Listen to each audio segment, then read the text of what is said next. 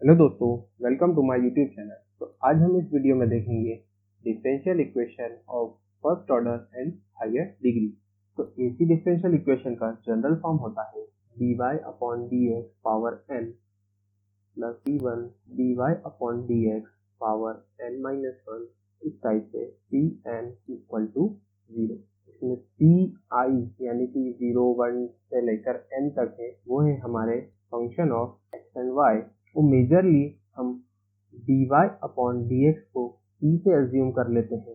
तो हमारी जो इक्वेशन है जनरल फॉर्म की, वो इस तरह हो जाती है p power n plus c1 p power n minus 1। इस टाइप से Cn इक्वल टू 0। और इन टाइप की इक्वेशन के अगर हमें सॉल्यूशन निकालने हैं तो उसके लिए हमारे पास 4 मेथड अवेलेबल है। तो उन चारों मेथड के फॉर्म के नाम हैं। पहली हमारे पास सॉल्वेबल फॉर p, दूसरी है सॉल्वेबल फॉर y, तीसरी है सॉल्वेबल फॉर x और चौथी है फ्लोरेट फॉर्म। तो हम इस वीडियो में सॉल्वेबल फॉर p मेथड की हेल्प से कैसे हम फर्स्ट ऑर्डर और हायर डिग्री वाली इक्वेशन के सॉल्यूशन को निकालते हैं वो देखेंगे। तो पहली मेथड है सॉल्वेबल फॉर p। तो इस मेथड में हम p के रिस्पेक्ट में पूरी इक्वेशन का जनरल सॉल्यूशन फाइंड करते हैं।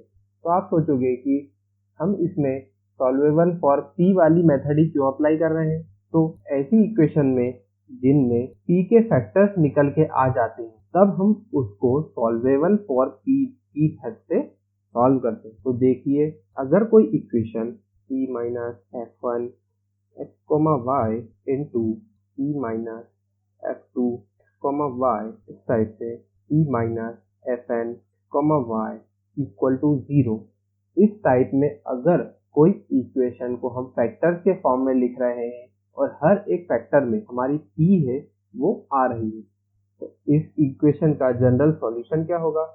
p minus f1 x, y, c equal to 0। मतलब ऐसा फंक्शन जिसमें कि x, y और c कांस्टेंट भी आ जाएंगे, क्योंकि हम जब इंटीग्रेट करेंगे तो एक कांस्टेंट टर्म भी इसमें ऐड हो जाती है। इसी टाइप से p minus f2 x, y, c equal to 0। इसी टाइप से बाकी n वाली का भी हम लिख सकते हैं। और इनमें c इसलिए सेम है क्योंकि ये हमारी फर्स्ट ऑर्डर डिफरेंशियल इक्वेशन है, तो इसमें कांस्टेंट एक ही रहेगा, इसलिए हम हर जगह c को ही लिख रहे हैं। तो हर एक के लिए ये वाला सॉल्यूशन आ गया, तो फाइनल हमारा सॉल्यूशन बनेगा p minus f1 x, y, c into p minus f2 x, y, c इस टाइप से p इस टाइप से मल्टीप्लाई करेंगे p minus fn x, y, c equal to 0। तो ये हमारी फाइनल जनरल इक्वेशन आ जाएगी जब हम इसे सॉल्वेबल फॉर p मेथड से सॉल्व करेंगे। इस मेथड को और अच्छे से समझने के लिए हम एक एग्जांपल को सॉल्व करें।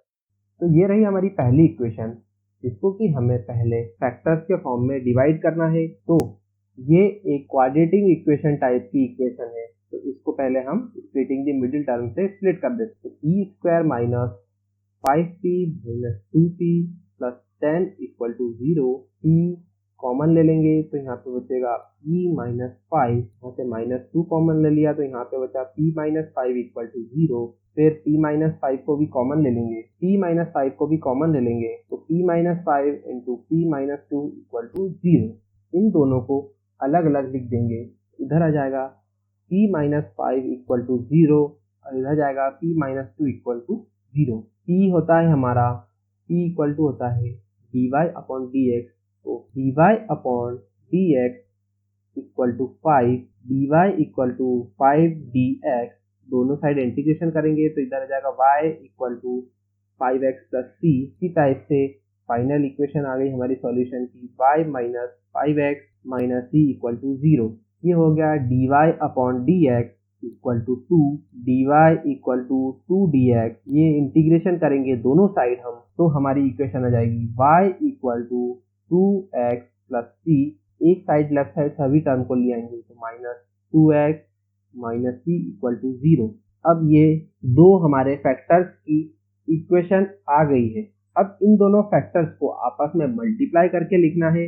तभी हमारी फाइनल जनरल सॉल्यूशन इस इक्वेशन का बन जाएगा। तो पहली हमारी फैक्टर की इक्वेशन है y minus 5x minus c equal to 0। दूसरी हमारी y minus 2x minus c equal to 0। तो अब हम दोनों को आपस में मल्टीप्लाई करके लिख देते हैं। तो y minus 5x minus c into y minus 2x minus c equal to 0।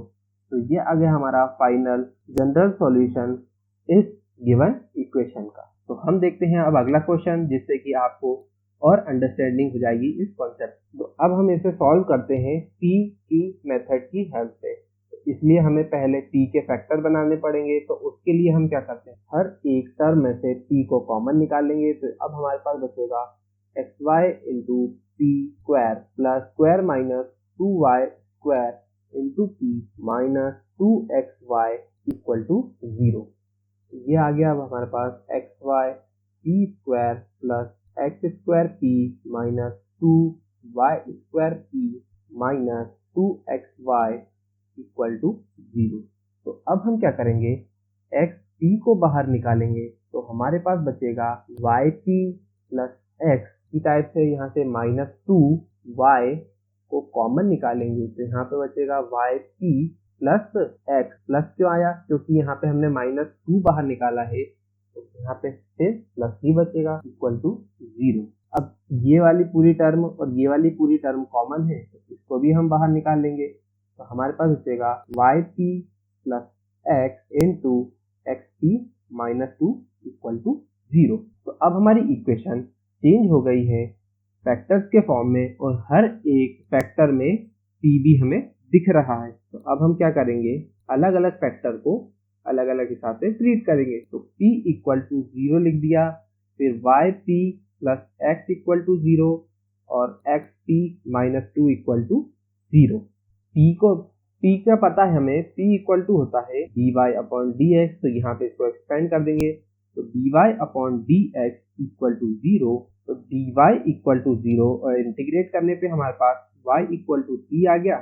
तो ये एक पहला सॉल्यूशन आ गया हमारा। इसी टाइप से yp minus equal to minus x, यहाँ पे क्या y dy upon dx equal to minus x। और अब हम इंटीग्रेट करेंगे तो ये हो गया हमारे पास y dy equal to minus x dx। Final integration आ गया हमारा y square equal to minus x square plus equation आ गई हमारे पास y square plus x square equal to c। अब इस वाले फॉर्म को भी हम एक्सपेंड कर लेते हैं। तो x dy upon dx minus 2 equal to 0, dy equal to 2 upon x dx। इसको इंटीग्रेट करेंगे तो यह आ जाएगा y equal to 2 log x plus c, और ये आ गया y minus X square equal to c। तो ये पावर है, तो ये क्योंकि log के आगे जो भी लिखा रहता है वो अगले वाले के पावर में चला जाता है। तो ये हमने 3 सॉल्यूशन निकाल लिए तीनों फैक्टर की हेल्प से। अब ये 3 फैक्टर क्या है, y इक्वल टू c, इसको और मॉडिफाई कर लेंगे तो ये हो जाएगा y minus c equal to 0। इसी टाइप से दूसरा फैक्टर है हमारा y square plus X square equal to c, इसको और हम अच्छे से लिख देंगे तो y square plus X square minus c equal to 0। तीसरा फैक्टर है हमारे पास y minus X square equal to c, इसको भी हम अच्छे तरीके से लिख देंगे तो y minus X square minus c equal to 0। अब इन तीनों फैक्टर को हम आपस में मल्टीप्लाई करके इक्वल टू 0 लिख देंगे। तो हमारा फाइनल जनरल सॉल्यूशन आ जाएगा y minus c into Y square plus X square minus c into Y minus X square minus c equal to 0। तो ये आ गया हमारा फाइनल जनरल सॉल्यूशन इस क्वेश्चन का। तो आपके लिए कुछ होमवर्क क्वेश्चन भी मैं दे देता हूँ ताकि आप इस मेथड को और क्लियरली समझ सके। तो पहला क्वेश्चन है हमारा y p square plus X minus Y p minus X, और दूसरा क्वेश्चन है हमारा p into p plus Y equal to X into X plus Y. तो इन दोनों क्वेश्चन को आपको सॉल्व करके इसका जो जनरल सॉल्यूशन है वो कमेंट बॉक्स में टाइप करना है, और इनके आंसर्स मैंने कमेंट में पिन भी कर दिए हैं। तो आपको वेरीफाई करना है तो आप वहां से वेरीफाई भी कर सकते हैं। और अभी तक आपने मेरे चैनल को सब्सक्राइब नहीं करा है तो प्लीज उसे सब्सक्राइब कर दें और शेयर करें अपने दोस्तों के साथ। See you in the next video.